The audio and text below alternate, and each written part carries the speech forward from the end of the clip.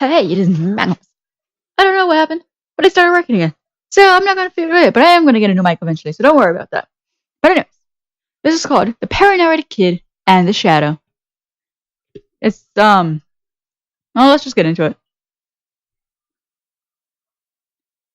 Let's go. It's a visual novel, so start. 5 struggling 5? Look who's here. My best friend Goldie was also attending. Oh wait. The most progressible player ever. The first link. First click, huh? I mean, you could have tried to surprise yourself by picking the second option, but no. You went straight for the boring one. Well, screw you. You're one of those. Interesting. Anyway. So yes, I just turned 5, and those are pictures of my birthday party. Grandma brought me a lot of magic candles. I love it. It's like watching fireworks exploding all over my food. My best friend Goldie was also so these skip the scenes. Friend Goldie was also attending. She's like a sister to me. Also, she's very loud and is constantly breaking things. A sweetheart with amazing curly blonde hair. And one of the only kid who wasn't afraid of talking to me. I would like to introduce you to her. Unfortunately, she's not part of the sale. But hey, she gave me a perfectly matched set of winter clothes as a birthday present. A beanie, scarf, a pair of gloves, and comfy Ugg boots. That being said, best present was still the dessert. Dark forest in the guise of a birthday cake. I always had a sweet tooth. Gran knows it. And baked me a heavily cocoa-infused piece of art. Thank you, Gran. Thank you too, a random reader. Because we both know you don't care one bit about my birthday, or birthday presents, or my birthday cake. The story you seek hides elsewhere, so please, bounce. Bounce. Fine, I'm struggling. I dropped the chocolate jar on the kitchen floor. Oh, so the element's just like a side story thing. Luckily for me, it didn't break. Such a waste. Cream is slowly pouring out of the pot and spreads on the ground. The moment, what is that noise? Can't appreciate the loss of my whole body shivers. My priorities are elsewhere. I must remain calm and turn around to face the hallway. I saw the thing, once again. The shadow has arrived. Boldly showing herself out of the newly formed darkness she loves so much. I confirm, it is a woman. It's a woman. Evil looking as evil can be sometimes. It's quite insane of always having her on my toes, because I just came here. I've been brought into this life just 5 years ago, and now I'm living inside a world that is already eager to showcase its awfulness to me. No time for beauty or magic. Only the ugliness to witness. I don't know it yet, but it seems I can look at the horrifying black fog, keep my composure far better than any grown-up would. Still awfully disturbing. I can barely breathe. It's like she knocks the air out of me every time she shows up. There's not a single noise in the apartment. I have an idea. Glad to sing a nursery rhyme to fill up the science. I'm not particularly fond of Old MacDonald, but this is what we were singing that whole day at school. The only melody that comes off easily to me. Old MacDonald had a farm, E-I-E-I-O. And on that farm he had some cows, E-I-E-I-O. Go. Go away. I can't do it. Acting like nothing's happening beyond my capacity. I must sound like a little wimp. But I certainly have no choice. I knew she would reappear if Gran was not hurrying up. She knows I'm fully alone. Sneaks up inside the house to scare me. Tried to feign not feeling her particular aura. Unfortunately, she already knows I noticed her. Seems we're connected in some strange way. What I feel, he feels, vice versa. Escape with light and people. Swore to win not to open the door to any stranger. I also swore to stay inside the house and wait for Gran to come back. Not good at doing a good job of keeping my promises. What would you like me to do? What else did you expect? Just 5, for Christ's sakes. Once I managed to open the door fast enough, I head up to the Kamiskis and wishing with all my strength for Mrs. K and her daughter to be home. Save me. Shadow won't follow me there. Knocking on the door. Calling them. Get no answer. Miss Kaminsky is rather quick when it comes to answering my weak knocks. Today's not one of those. I know they're not inside. Oh well, no matter what, won't move.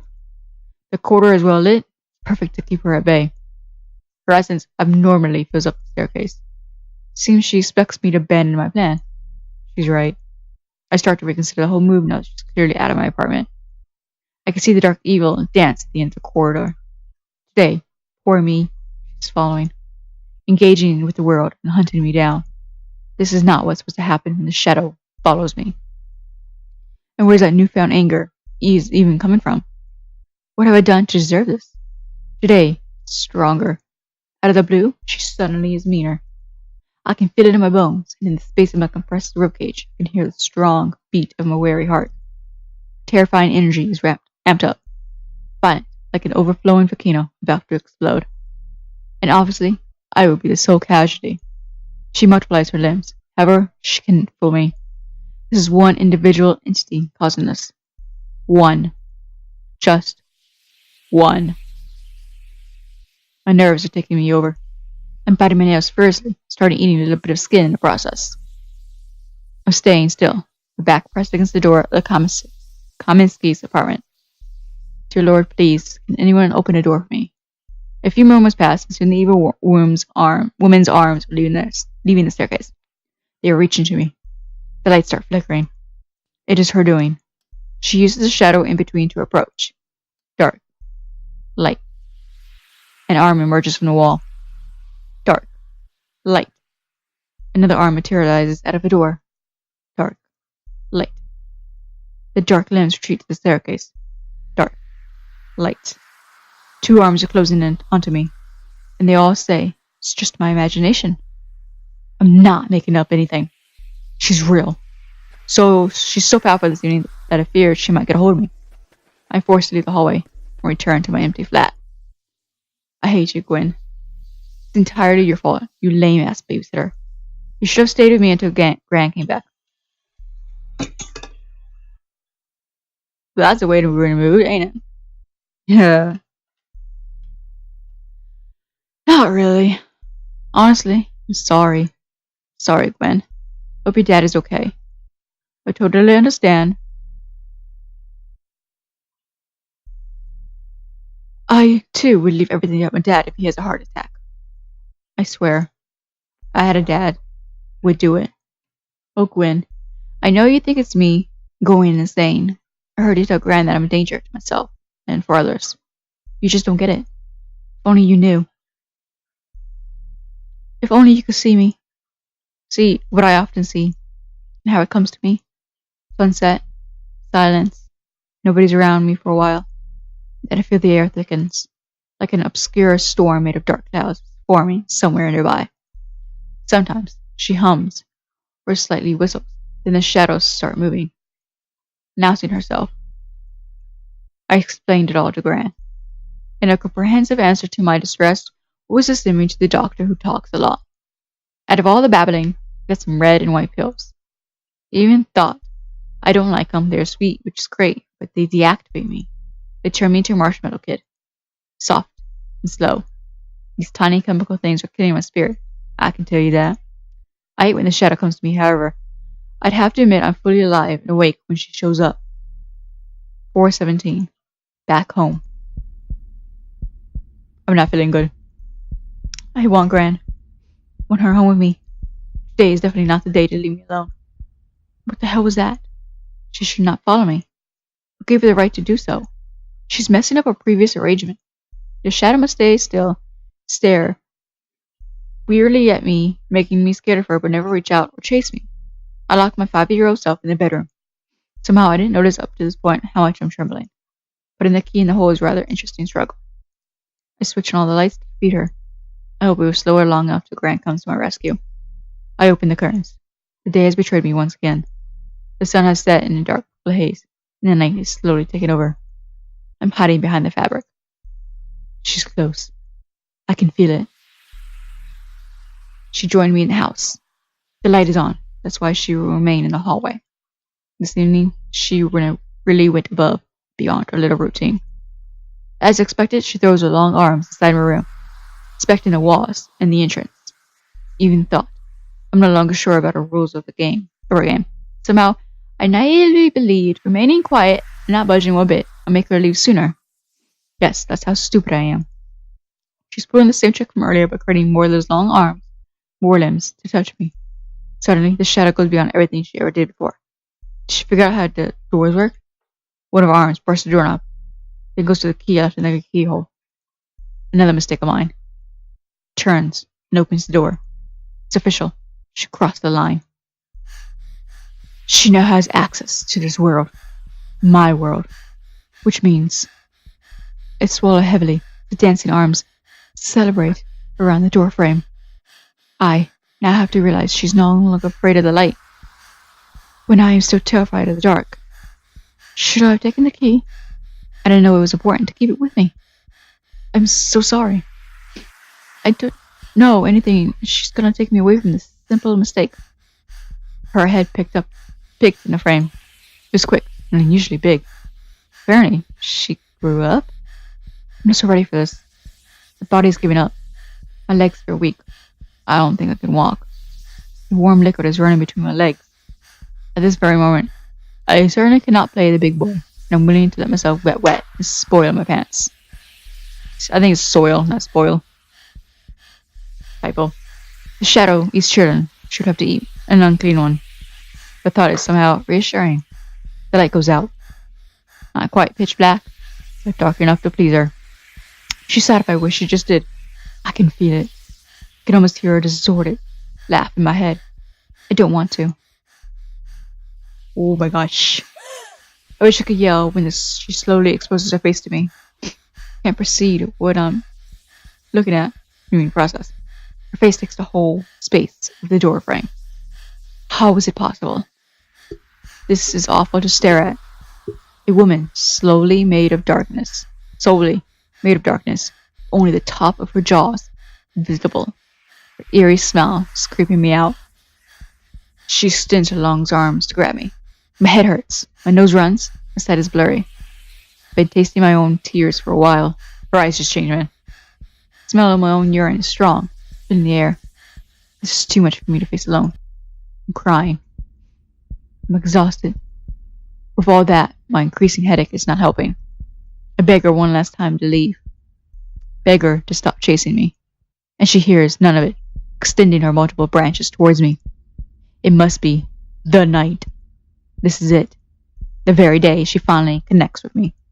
They're approaching, wrapping me up like a snake constricts a prey.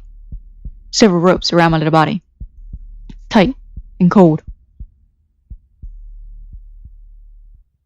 Tight? I'm exhausted. I've never been this drained before.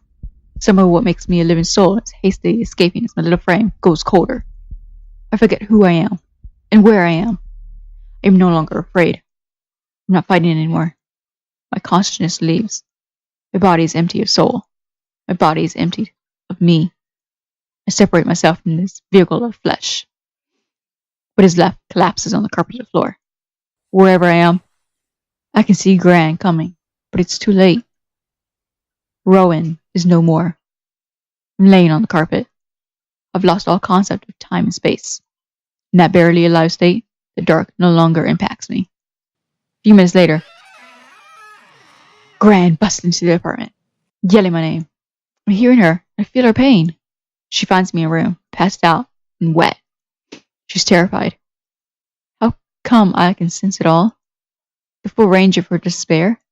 I want to wake up and help her feel better, but I truly can't. Much later, she told me she almost had a heart attack when she saw me. To this day, she still feels guilt for what happened. She was also very angry at Gwen for a while. This poor girl. I don't think she ever forgave herself. And a good indication of that was the tight plan she put in place to deal with my now life-threatening hallucinations. This ritual had become my daily breakfast. The routine can be annoying sometimes, especially when I forget to take the meds and Gran notices. It no longer happens these days. But in the past, I used to be rather difficult with her. It's weird that she never beated me up.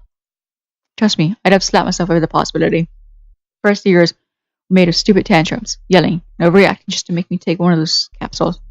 No one wanted to know today but my mother. I understand how concerned she was for me. It wasn't the first time she had to deal with this, and I was acting like she was some kind of killjoy jailer of mine.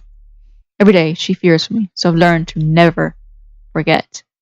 She's pretty much the only reason I still go through this. Because frankly, Ross, I'm tired. This is how I met a rapist. What? They're the rapist. Get it? Really? You think that's funny? What? Come on, man. That's hilarious. Pun of the century? Admit it. And if I have to be perfectly accurate, the doc was actually a pedopsychiatrist, and I needed a true brain fixer to take care of my disturbed mind. Grant said I should always return to him as a therapist, especially when I had explained my sessions to other kids. My physical and moral integrity quickly got tied to which word I was let slip out of my mouth. Yes, kids are cruel. Thinking of me, thinking me insane made them merciless. Every Wednesday afternoon, that's how they scheduled it. Grant was picking me up at school, dragging my little ass to the doctor's office. It was nice, with big couches and a fish tank in the waiting room. It was letting me draw and play with the selection of toys made available to me. As long as I was willing to discuss my issues, as they said, I could play with the little cars. Sometimes, when the session turned out to be a little too intense, he was rewarding me with candy. Caramel-flavored lollipops, Grant said, and the mandatory pills to stop acting crazy. Trust me on that one as well. I read my old files. Thankfully, I got better. So you don't remember anything at all? Nope. Is this so different compared to the other children? I mean, I don't think many of us meant to remember events from when they were 5, after all. Yeah, perhaps. The deal is soon, I didn't need to go out as often. I stopped seeing the weird stuff moving in the house. I was no longer afraid of the dark and the loneliness.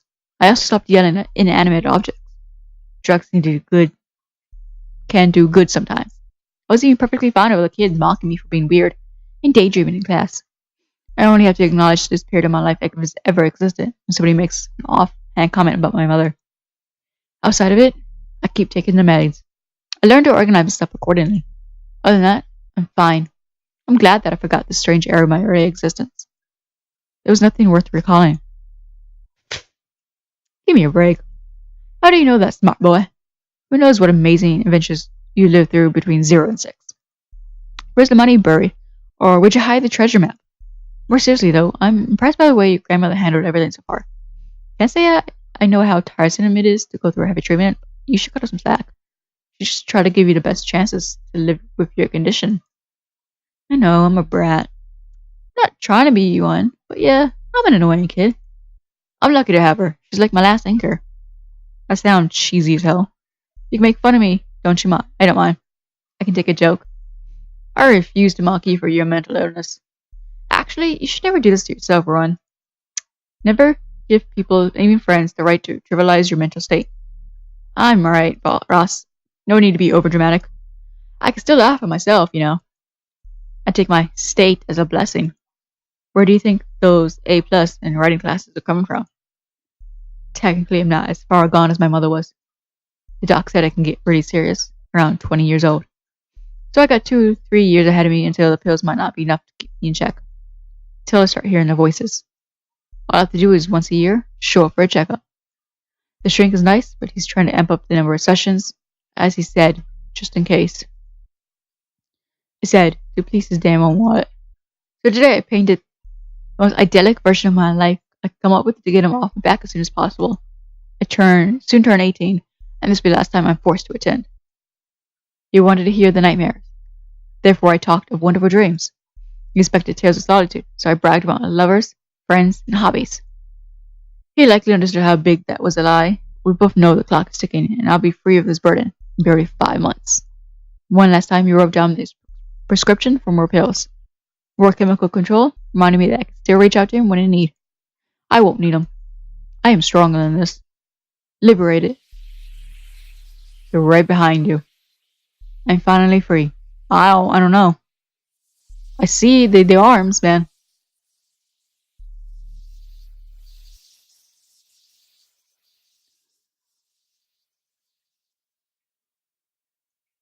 Wow. Third ending. That's a third ending? It took 20 minutes. And there's more? Holy shit. So, this was the Paranoid Kid in the Shadow. I got the Look in Fear ending. So there is more to this. There's more than one ending. I don't know how many endings there are. Oh, 3. So I got the third one. There's 2 others. The first 2 I didn't get. You have to refresh the page to redo it again. But this was actually an interesting story. But anyway, hit the like button if you like this. Hope you have a great day and I'll see you in the next video. Peace!